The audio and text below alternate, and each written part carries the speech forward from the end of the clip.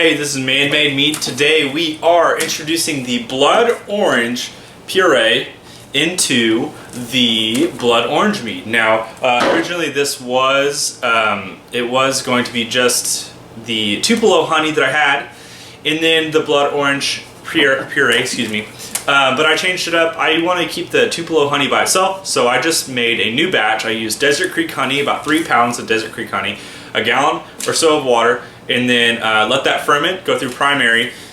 And so that's been through the primary, and now it's going into secondary as I put in the blood orange. And I wanted to use the Desert Creek honey because I felt like ultimately the Tupelo honey by itself would be interesting to be a traditional mead. So we're going to move it into a new bucket today. So this is empty and clean, and then add the blood orange, and it is ready to sit into secondary, and it's secondary for a while. So let's get started moving it over first.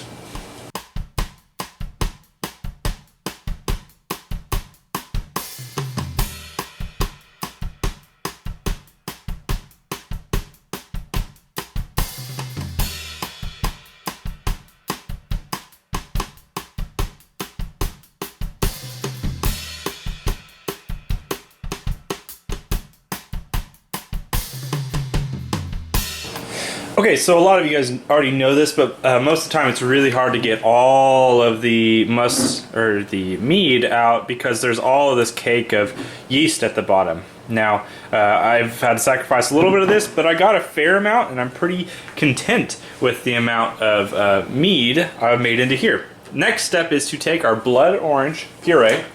We're going to open it up and introduce it, and there's not much more other than maybe some stirring that we have to do because the rest of it is letting the two different substances start to mix and really just taste test over time. So let's get this blood orange puree in there.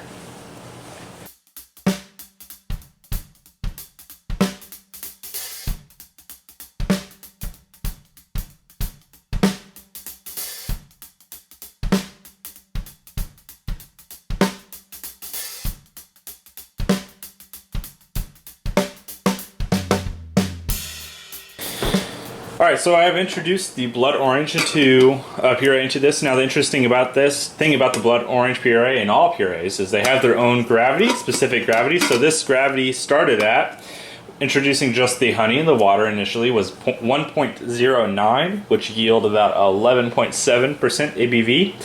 Took a gravity reading just a second ago before I knocked it in. It had dropped down to 1.00. Now introducing this back into it. The gravity on this can, if you can see right here, is 1.036 to 1.065. So it's somewhere in that range. I'm going to anticipate somewhere around 1.05, just for play it safe. The pH of this, so it's got a little bit, it's not a super high pH. If you've ever had a blood orange, it's like a regular orange, but it tastes maybe not bitter. It's not necessarily a sweet, so it's an interesting flavor. But so I've added new gravity to this, and so I'm going to take a gravity reading here in just a moment of this and see where it lies. And once I know that, I can anticipate a little further. I don't believe there will be much fermentation, if any, that happens, because the fermentation had stopped so long ago. I did introduce some dead yeast in there just by accident because transferring over, but more than likely there is not going to be any actual fermentation, hopefully not, or heavy fermentation. So let's see what the gravity is real fast. Okay, so it's not a great way to do this. This is a large auto siphon. I don't have my big tube with me right now, so I'm just going to use this. This will fit right in here. Let's see what the gravity sits at. Yeah, I'm going to go over a little bit.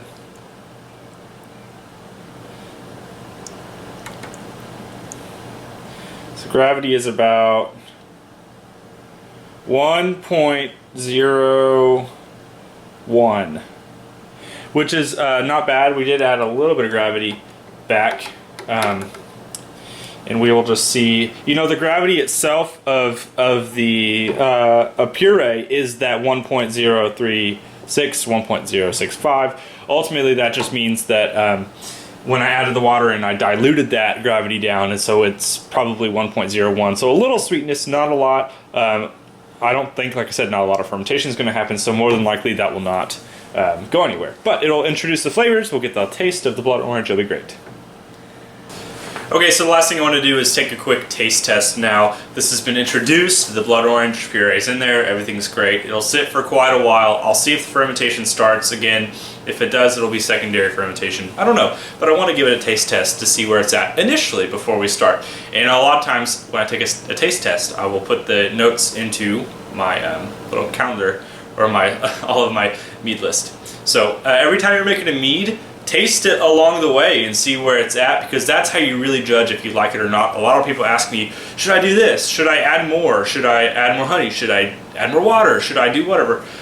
It's all on taste and preference too. If you're making a mead for yourself, then base it off what you want, not what you think someone else will want. If you're making a mead commercially, yes, you want to base off what other people. But until you're at the point where you're a full-blown meadery and you are making your own meads to sell, I would not worry about trying to cater to other people. Cater to what you like, and if other people like it, that's great. So here's the blood orange mead, and it's kind of baby stages. Oh, that's really interesting. So I have a legit orange mead with orange juice and oranges. So, and it does not taste as sweet as this. I think it's because the fermentation went through and all those things. So we'll see after the fermentation, but this has a little sweetness. It's not super dark, not a dark taste, not really tart either. So the actual puree muddied up a lot of the mead. So we'll see where it kind of lands in clarity's sake, but really it's not bad. I like it a lot. It's not on the dry, you know, if we're talking dry side, this side over here, and then sweet side, it's probably over a little bit close to the dry side, but still got that little sweetness, which is good. It's a good mix for me. Ultimately, very good. So the blood orange mead is now at the point where it's ready to age and sit for a while. I'm gonna let it sit for quite a while, rack it over a couple times, and go on from there. But if you're interested in making this mead, I will put all the ingredients here, and then I will also put them in the description. Follow me on Twitter, follow me on Instagram, and also follow me on Facebook. If you are on Facebook, I will put my link down there for that as well.